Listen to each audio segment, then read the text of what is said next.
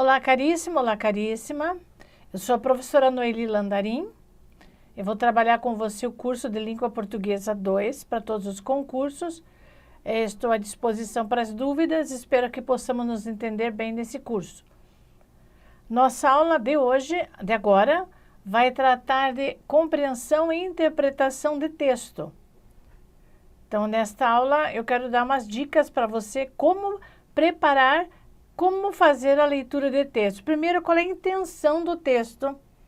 Porque o texto tem uma intenção, tem um emissor, tem um receptor, existe uma interlocução. Então, com a informação, qual é o objetivo desse texto? É passar uma informação? É defender ponto de vista? Então, a gente vai começar comentando sobre a intenção do texto.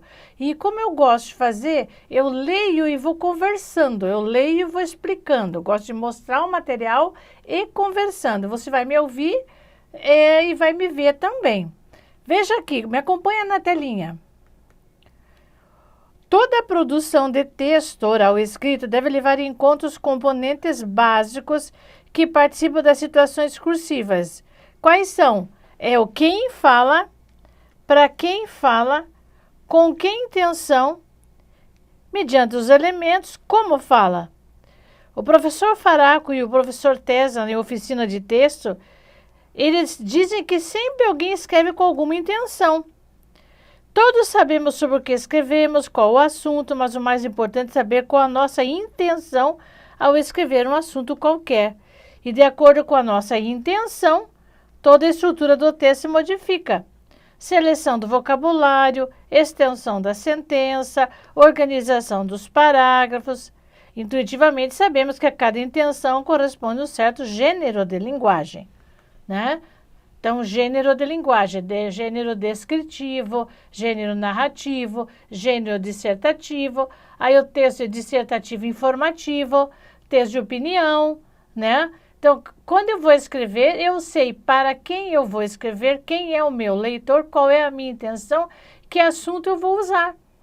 Então, eu vou passar apenas uma mensagem WhatsApp, um tipo de texto, de vocabulário que eu uso entre amigos, uma carta familiar, um texto publicitário, agora um texto científico, técnico, um ensaio, eu tenho que primar pelo vocabulário. Então, essa é a intenção do texto. Qual é o objetivo ao escrever?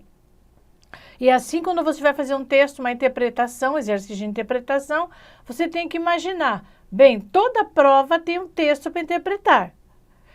Você lê e sempre tem a pergunta, qual é o objetivo do autor? Qual é o tema do texto? Qual é a ideia básica? O autor pretende o que com esse texto? Tá? Por isso que eu estou começando a falar dessa história. Então, eu vou te mostrar um exemplo de um texto informativo.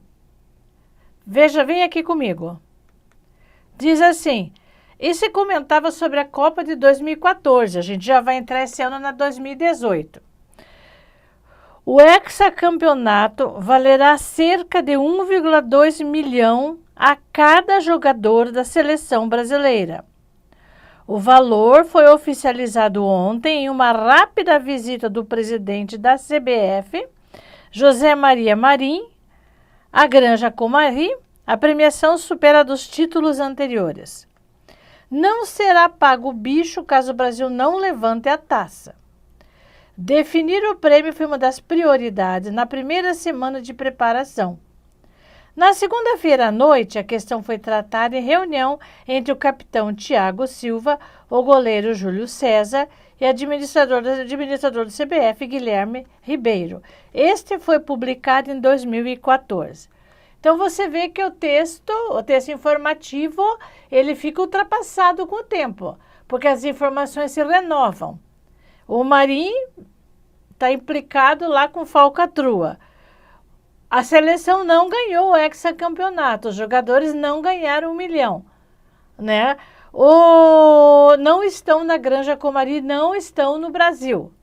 Quer dizer, mais importante é saber que como foi passada a informação, qual foi o objetivo desse texto, qual é a intenção. Esse é o texto jornalístico. Passar informação a respeito do bicho, quer dizer, do que os jogadores iam ganhar caso, né, ganhassem o prêmio que eles teriam, dados da Copa. esse aqui é para dar opinião? Não, é passar informação. Intenção do texto, informativo. Só dados que interessam a quem está lendo, tá? Ah, não me interessa quanto é que vai, então não leia. A informação é essa. Então, o que nós vemos aqui? Olha, esse texto tem a clara intenção de informar o leitor. O texto de informação trabalha sempre com fatos. Quem faz o quê, onde, quando, são os fatos, tá? Jornais, revistas, noticiários, estruturas-se basicamente em informações. É variada a linguagem desses textos. É uma típica notícia de jornal. O texto com vida mais curta que existe, em questão de horas, já está velho. Por isso que a notícia diária conta com uma certa base informativa do leitor. O fato de a notícia acima dizer respeito à Copa do Mundo, um tema de presença absoluta no Brasil durante os Jogos, não é preciso explicar tudo com detalhes. Supõe-se que o leitor já esteja familiarizado com o assunto. Porque nesse texto não foi citado que haveria Copa do Mundo, que o Brasil estava disputando e tentando ganhar o hexacampeonato. Não. Aqui o texto já trouxe a informação que pressupõe, por ser um assunto do momento, que todo mundo esteja inteirado dele. Como disse, o texto informativo é o texto jornalístico, o texto de revista, né, o texto dos noticiários, que se torna velho depois de noticiado. Essa é a intenção do texto jornalístico, passar informação. Ah, mas quando você vai fazer uma redação para concurso, ele normalmente pede um texto dissertativo argumentativo, ou só dissertativo, né? Qual é a diferença do texto dissertativo para o dissertativo junto com argumentos? O texto dissertativo, normalmente, é aquele que propõe uma ideia, aquele que faz uma reflexão sobre um tema, aquele que demonstra conhecimento. Então, essas provas discursivas, normalmente que pede como tema de redação um conteúdo teórico relativo à área, por exemplo, uma área específica da área de direito, de informática, da área de saúde, enfim, aí é um texto dissertativo, porque eles vão tentar fazer uma prova discursiva, uma redação que pede conhecimento à luz da lei, por exemplo, com base teórica. É simples texto dissertativo. Dissertativo expositivo ou informativo também, tá? Então, por exemplo, o que você sabe sobre a utilização das células-tronco para o tratamento das doenças degenerativas? Esse foi um tema de redação. Opa, quando eu peguei aquilo, eu levei um susto. Jamais eu poderia fazer, não é da minha área. O aluno ia fazer uma dissertação comentando o que é célula-tronco, como é que se utiliza, quais são os resultados, quem faz a pesquisa. Não está dando se vale a pena ou não. Está tentando passar apenas informação. É um texto dissertativo informativo, já não é uma notícia de jornal. Não é um texto que se esvazia, que fica velho. Não tem datas ou quando, como aconteceu. Não. Está fazendo um estudo das células. Bem, mas o texto argumentativo, além de dissertativo, quando ele é que se torna argumentativo? Quando ele se torna um texto de opinião. Como assim? Texto de opinião é quando você, além de mostrar conhecimento, você tem que dar o teu ponto de vista. Esse é o texto dissertativo argumentativo. Exponha seu ponto de vista a respeito do tema acima. Às vezes eles colocam itens para você desenvolver os itens, mostrando conhecimento, porque tem que ter conhecimento de conteúdo, não adianta ficar jogando no vazio, e dando a sua opinião. O que você acha da liberação da droga? O que você acha? Eu estou andando lá na cidade, aqui em Curitiba, de repente alguém está entrevistando pessoas e pergunta, por gentileza, pode contribuir? O que você acha da liberação da maconha? Na hora eu tenho que criar uma resposta, não é? Ou eu digo não quero participar, ou eu dou. Olha, no contexto atual é um grave erro a liberação da maconha. Não contente, ele pergunta por quê? Por quê? Uma resposta curta, porque vai aumentar o consumo, certamente. É uma resposta, vírgula. Porque o governo vai perder de vez o controle sobre a droga. Porque não há instituição de recuperação para mais esses viciados. Os porquês que eu dou são os argumentos. Esse é o texto de opinião. Isso é uma introdução da redação. Quando eu coloco o meu ponto de vista com argumentos que serão sustentados ao longo do texto, eu estou montando um texto dissertativo argumentativo. Tá? Então, eu uso argumentos para provar a minha tese, é o texto persuasivo. Eu tenho persuadir o leitor, tentar fazer com que ele pense como eu, com que ele acredite na minha verdade. Não é só um texto dissertativo argumentativo. Certo? Aqui, ó, eu vou dar um texto de opinião, que é esse que eu vou ler, um pedacinho, um exemplo. Veja. A face da medicina brasileira que temos hoje é tão monstruosa que já provoca o sentimento de que as doenças seriam menos perniciosas se ela não existisse. Olha só. Então, a face da medicina brasileira que temos hoje é tão monstruosa que provoca o sentimento de que as doenças seriam menos perniciosas se ela não existisse.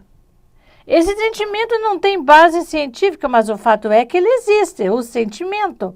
Fala-se no mundo todo em sistemas de saúde, políticas de saúde, que pressupõem, por definição, complexidade organizacional, objetivos sociais, estratégias de execução e análise evolutiva para eventuais correções do curso. Tudo isso sem esquecer o objetivo a ser atingido. No Brasil, não temos sistema nem política de saúde. Não há objetivo definido, por isso é fácil esquecê-los.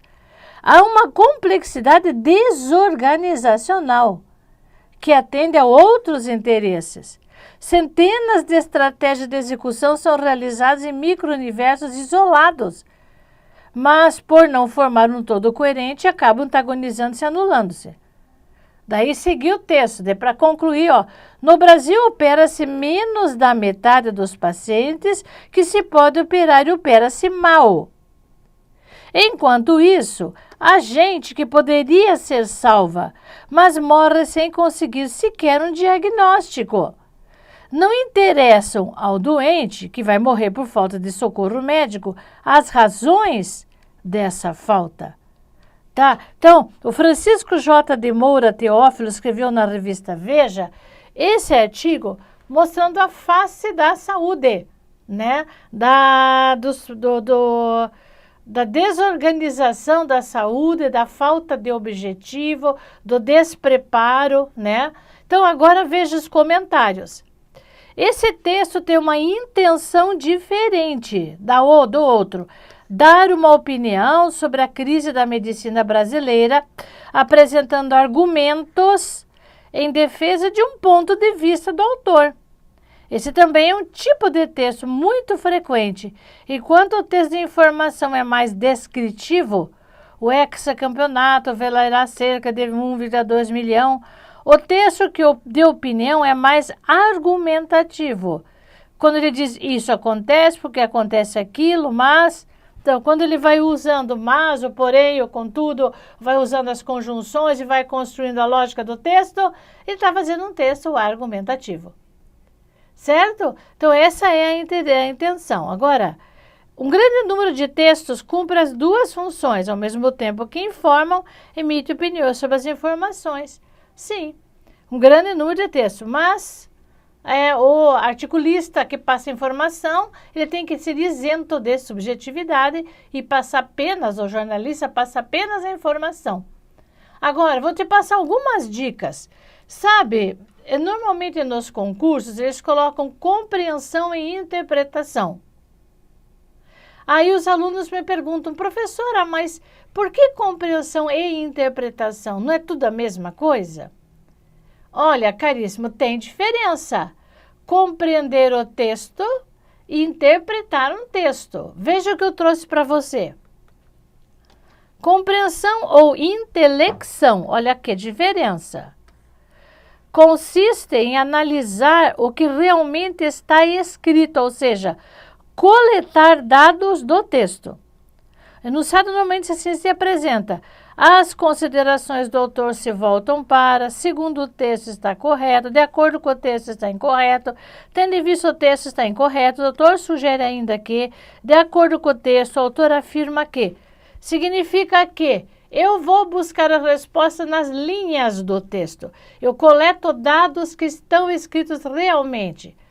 Então, quando os enunciados são de acordo com o texto, a correta é ou no primeiro parágrafo o autor pretende tal coisa. Aí o que você faz? Você vai ler as alternativas e vai observar qual aquela que aproxima-se mais, que se aproxima mais com informação do texto que está escrito. É quase como se fosse uma paráfrase do texto. Por isso que quando eu leio, vou fazer um exercício de interpretação, eu pego a folha de prova e vou grifando, como digamos que a folha de prova. Eu vou lendo e vou grifando as ideias básicas, que normalmente a ideia básica é apresentada na introdução do texto. Quando eu falei para você, é um grave erro a liberação da maconha, que eu dei o meu ponto de vista, essa é a ideia básica do texto, falar sobre a liberação da maconha. Então, quando eu faço a interpretação, eu vou lendo e grifando dados numéricos, informações básicas, que tem as complementares, que são os adjuntos. Mas o sujeito, o predicado, o complemento, para mim é muito importante. Sabe, dados estatísticos, comparações de ideias, nomes que aparecem, tudo eu grifo. Fulano pensa assim, outro monto, escreva ao lado informações, tá? Então, por exemplo, eu marquei a letra B. Por que eu marquei a B na prova? Porque lá no primeiro parágrafo tem um texto, uma parte, que contém a informação que está na B. Então, é cara a crachá. Eu leio as alternativas e comparo com o texto. E elimino as absurdas. Porque a letra A não é, porque o que está na letra A não está no texto. O texto não diz isso. Então, eu sempre vou eliminando os absurdos.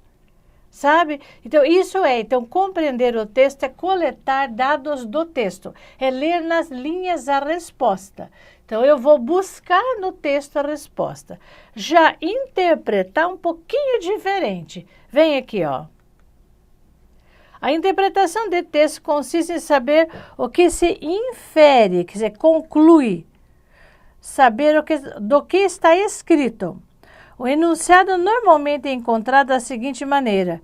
O texto possibilita o entendimento de que, com apoio no texto, infere-se que o texto encaminha o leitor para, pretende o texto mostrar, o texto possibilita deduzir que, tá? Então, encaminha o leitor, infere-se, deduz-se do texto, tá? Infere-se que, significa que eu não vou buscar resposta ali exatamente no primeiro parágrafo, mas quando interpreto o texto, eu vou além do texto. Interpretar é buscar os implícitos do texto, tá? Então, quando eu digo assim, eu leio todo o texto e a pergunta se a partir da leitura do texto deduz-se que significa qual foi a mensagem que ele nos trouxe.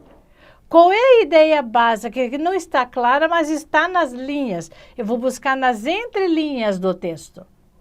Então, interpretar dá mais a mais discussões, porque às vezes a gente lê e compreende de uma forma, o colega lê e compreende de outra. Aí, eles fazem questões para confundir. Ah, professor, estou na dúvida entre A e a C. Não, a A não pode, porque o texto não diz isso. Aí o outro colega diz, não, mas no texto diz isso sim. Aí é difícil de fazer interpretação, porque você tem que aprender a deduzir. Quando eu digo assim, todo homem é mortal. Eu sou homem, logo, eu não preciso falar que eu sou mortal se todo homem é mortal. Esse é o implícito do texto, tá? Então, eu queria que você soubesse isso, que a inferência, a dedução é questão interpretativa. Eu tenho que entender o texto depois de lido todo ele para entender a mensagem. Qual é a mensagem do texto? Já viu isso? Qual é a ideia que ele quis transmitir? Muito bem. Aí alguém me diz, professora, você conhece alguns passos que possibilitam o trabalho, que facilita o trabalho de interpretação? Alguma coisa que possa ajudar? Porque aquelas pessoas que às vezes leem e não conseguem apreender bem as informações do texto e não conseguem também entender as alternativas. Aí lê a alternativa, não entende o texto, não entende a alternativa, não vai saber responder. Porque tudo depende de prática. Então, quanto mais você praticar fazendo diferentes provas de diferentes bancas, melhor vai ser o seu desempenho, a tua cabeça vai abrir. Entendeu? Então é isso que eu digo, fazer muito exercício de leitura.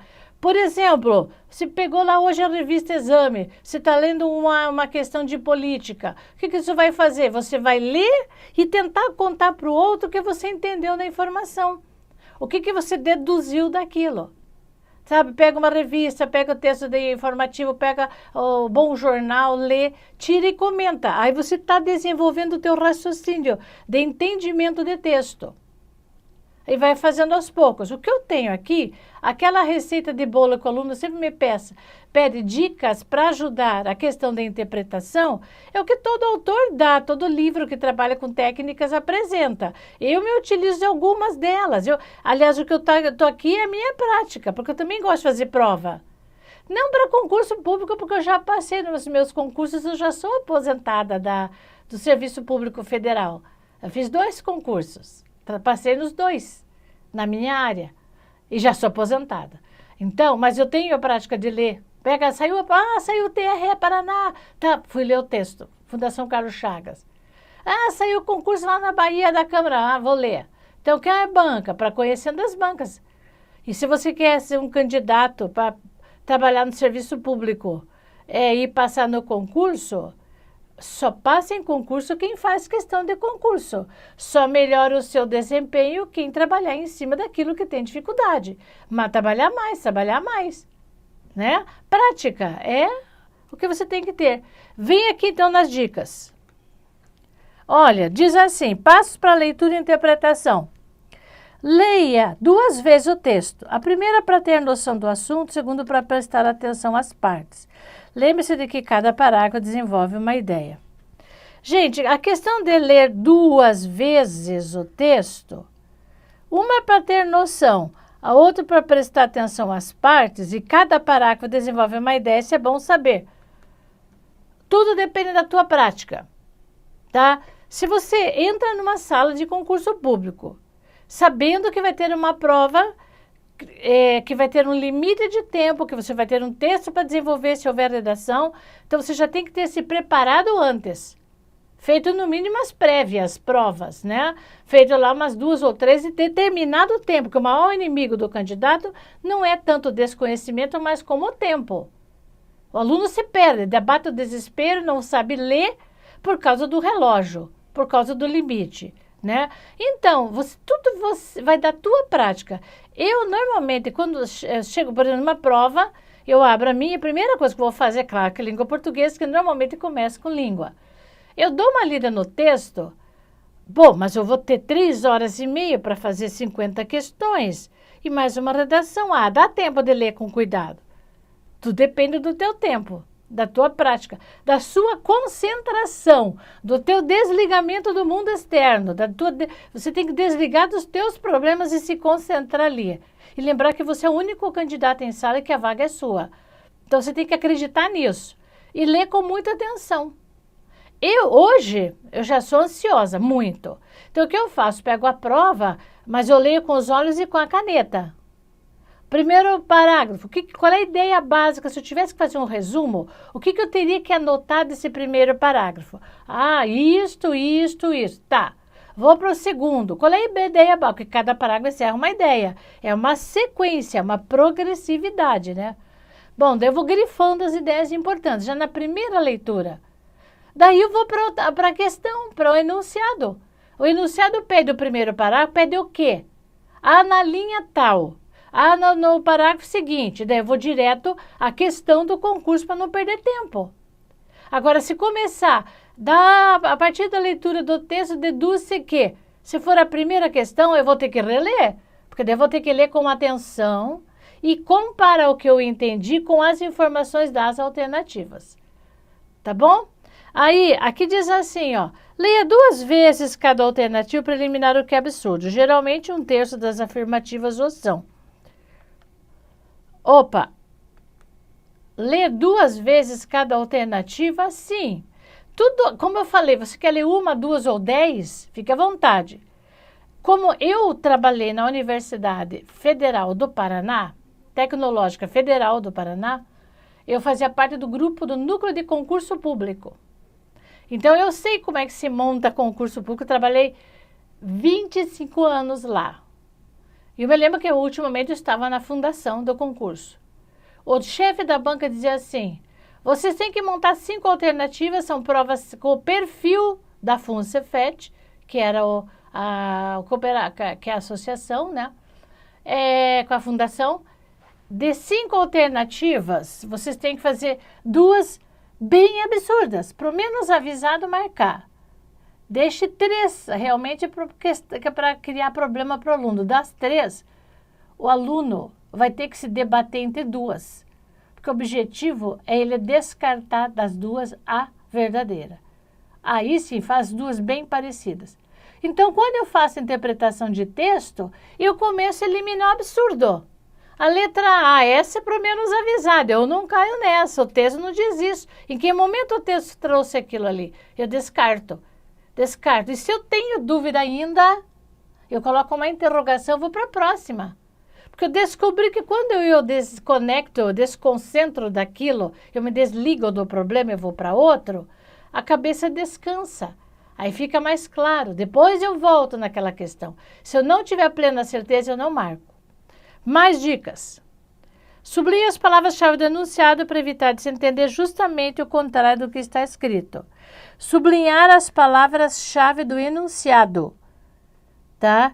Para evitar de se entender o contrário do que está escrito. Leia 2 vezes o comando da questão para saber realmente o que se pede. Tome cuidado com algumas palavras como pode, deve, não, sempre, é necessário, correto, incorreto, exceto, erro, e aí vai. Eu quero dizer para você o seguinte, o verbo é a alma da oração. É o verbo que dá o comando, que diz o que você tem que fazer, que é da ação, né? Então, cuidado com o sentido das palavras. Eu, quando leio o enunciado, diz assim, todas as alternativas estão corretas, exceto, lá no fim o exceto. Se eu ler atropelado, é correto, grifa correta. Mas não é para marcar correta, é para marcar errada. Entendeu? Então, outra coisa, pode, é o caso facultativo, é possibilidade. Agora, deve, caríssimo, é obrigatoriedade. Então, para que o texto fique correto, o verbo pode ser flexionado no plural.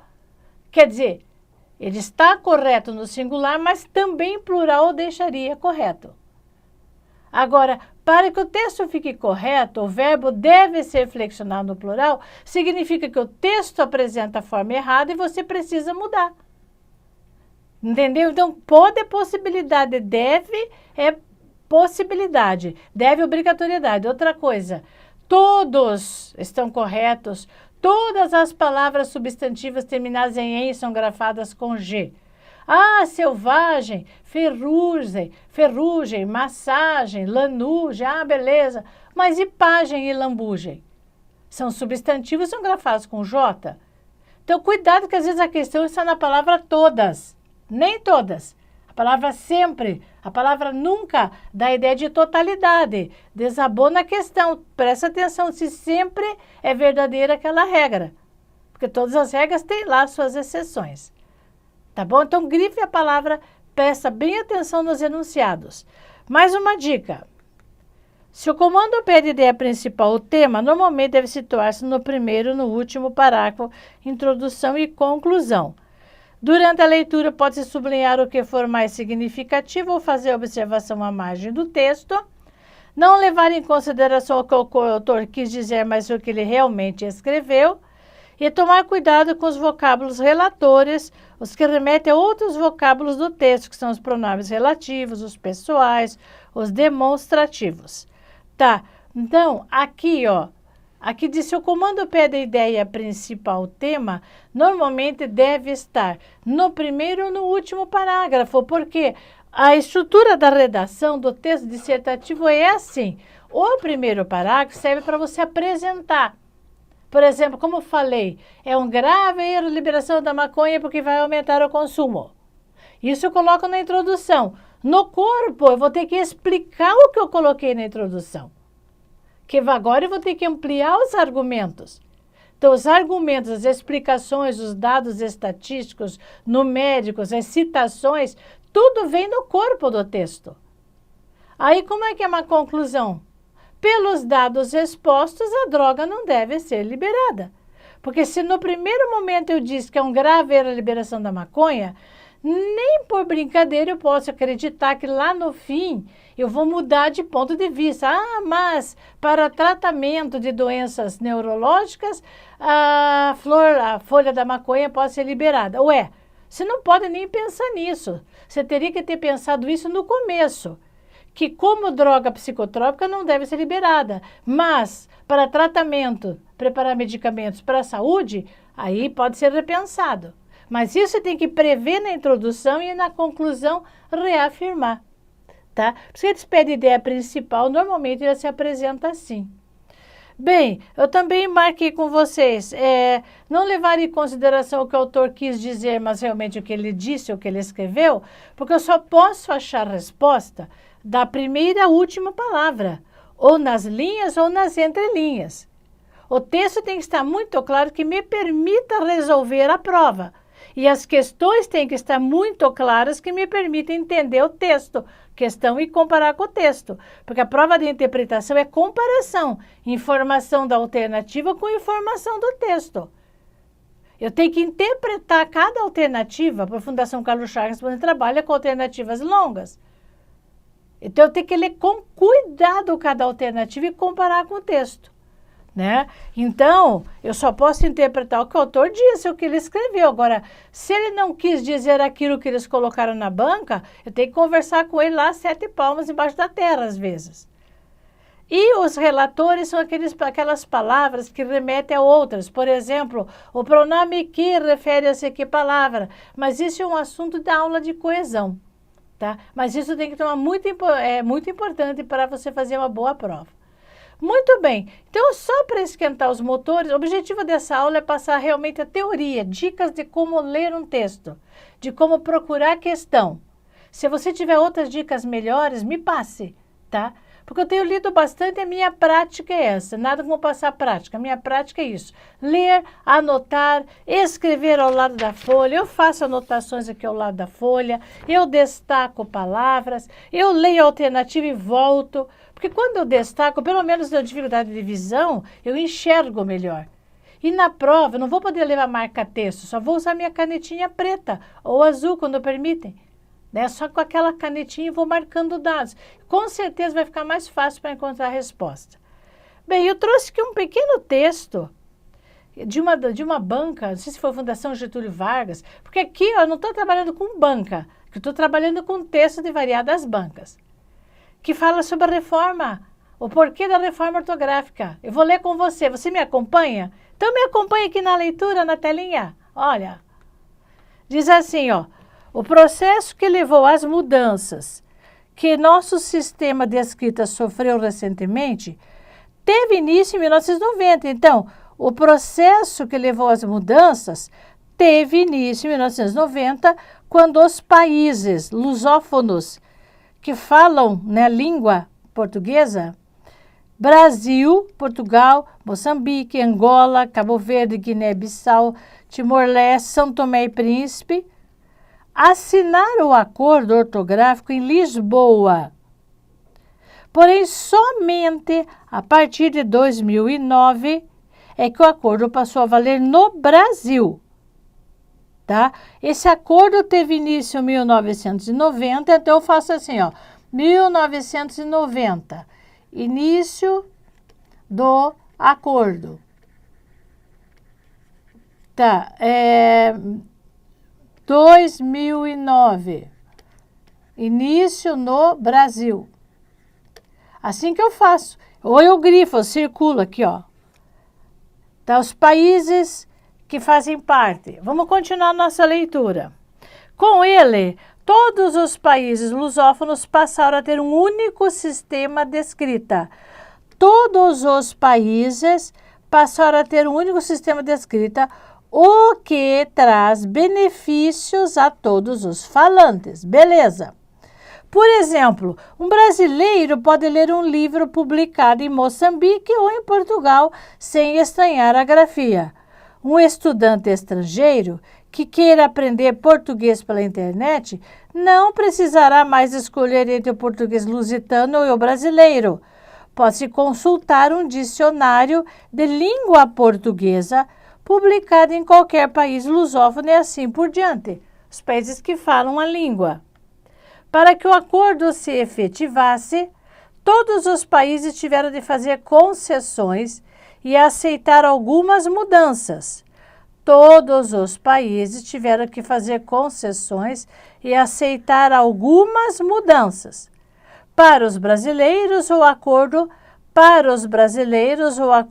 não provocou grande impacto.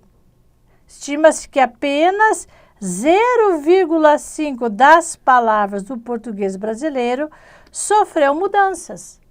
Então, no Brasil, muito pouco. Agora, analise as afirmativas abaixo feitas sobre o texto. O acordo ortográfico uniformizou o sistema de escrita dos países lusófonos? Sim. Então, essa eu acredito. Você concorda com isso, né?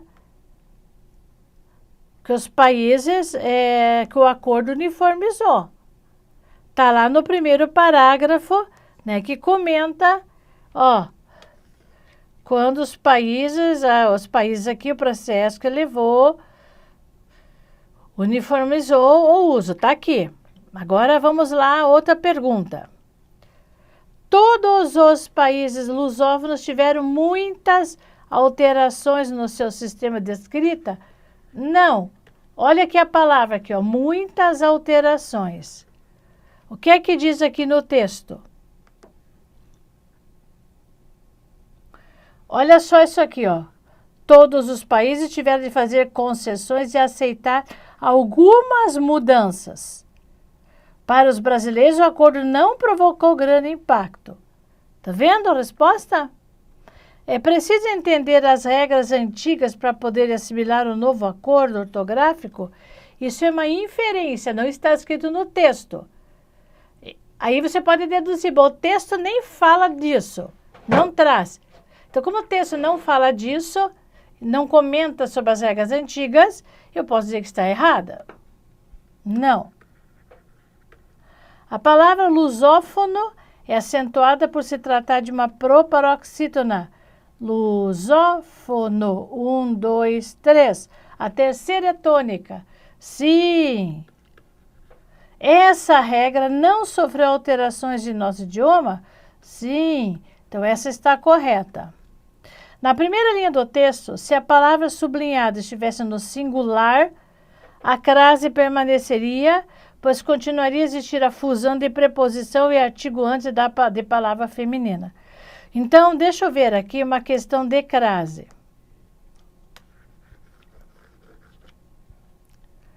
Como crase não está no programa, mas eu não quis cortar aquela questão, eu só quero dizer para você o seguinte. Na primeira linha está escrito assim, o processo que levou às mudanças, que nosso sistema sofreu recentemente e teve início, que levou para as mudanças, a ter as mudanças. Então, ali tem a crase. Por quê? Porque o as está no plural e mudanças está no plural. Existe uma preposição a, existe um artigo as, somando os dois, deu as com crase.